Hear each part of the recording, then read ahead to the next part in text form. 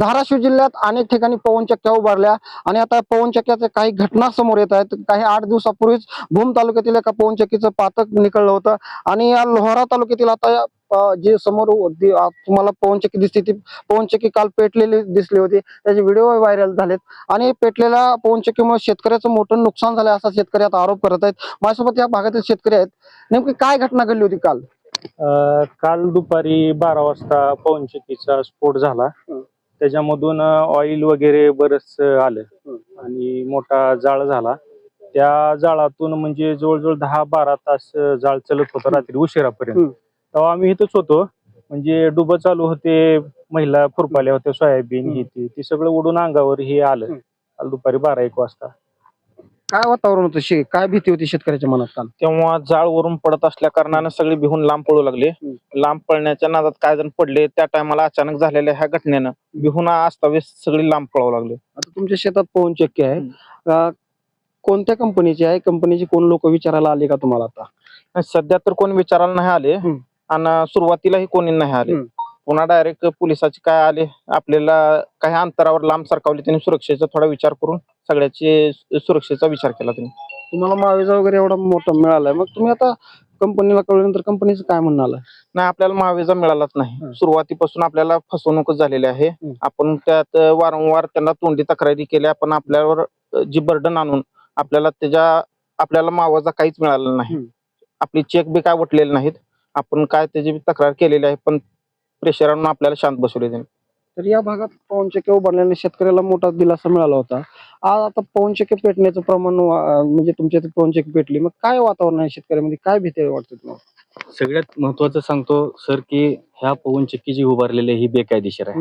मुळात ज्या शेतकऱ्यांनी ही जमीन दिली, विक्री केली किंवा करारनाम्यावर दिली, त्याला जे मावेजा दिल्या संदर्भातचा जो चेक आहे तोच खोटा निघालेला। दुसरी गोष्ट, परिसरातला जो त्याचा जवळपास 85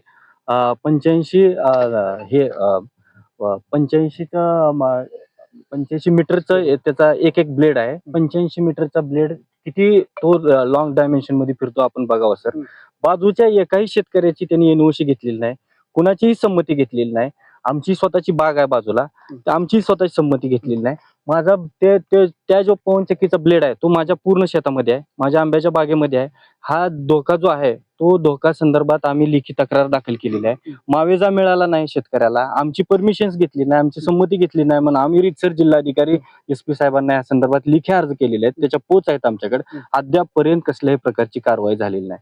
मला ह्या माध्यमातून, आपल्या माध्यमातून सांगायचं मुख्यमंत्री साहेबांना की याच्यामध्ये लक्ष घातलं पाहिजे, ह्या बाधित शेतकऱ्यांना न्याय मिळाला पाहिजे। सभोवतालच्या शेतकऱ्यांची परमिशन घेतली का नाही ह्या संदर्भात सखोल चौकशी झाली पाहिजे। पोलीस प्रशासनाने आम्हाला सहकार्य केलं, परंतु ते हातबल आहेत, त्यांचं असं म्हणणं आहे की आम्हालाही प्रेशर आहे, आम्ही याच्यामध्ये गुन्हा नोंद करू शकत नाही। आता ही जीवितास धोका निर्माण होणारी गोष्ट आहे। बाजूच्या शेतकऱ्याच्या सोयाबीनवर, ऊसावर ह्याचे पार्टिकल्स पडलेले आहेत, आग पडलेले आहे, त्याचबरोबर त्यातले ऑइल पडलेलं आहे, जळीत ऑइल पडलेलं आहे। मग ह्या बाधित शेतकऱ्याला नुकसान भरपाई मिळाली पाहिजे। ह्या संदर्भात ह्या संबंधित जो कोणी ह्याच्यावर कंट्रोल करणारे अथॉरिटी आहे यांच्यावर गुन्हा 281 BNS प्रमाणे गुन्हा नोंद होणं अपेक्षित आहे। आणि जर होईल तरच आम्ही शांत बसणार, अदरवाईज आम्ही आंदोलन करणार आहे। या संदर्भात पोलीस प्रशासन आम्हाला सहकार्य करेल अशी आम्ही अपेक्षा आणि भावना ठेवतो। ही गंभीर बाब आहे, आपण या संदर्भाचं निवेदन म्हणजे आमचं मुख्यमंत्र्यापर्यंत पोहोचावं एवढीच विनंती आहे। तर या पवनचक्कीचं पेटल्यानंतर शेतकऱ्याचं मोठं नुकसान झाल्याचं शेतकऱ्यांनी आता सांगितलंय आणि याच्या लवकरात लवकर आम्हाला नुकसान भरपाई देखील मिळावी अशीच मागणी आता या शेतकऱ्यांमधून मुख्यमंत्री यांच्याकडे केली जात आहे। काकासाहेब कांबळे, लोकशाही मराठी, हिप्परगारवा, धाराशिव। लोकशाही मराठी, ऐका, पहा, जागरूक रहा।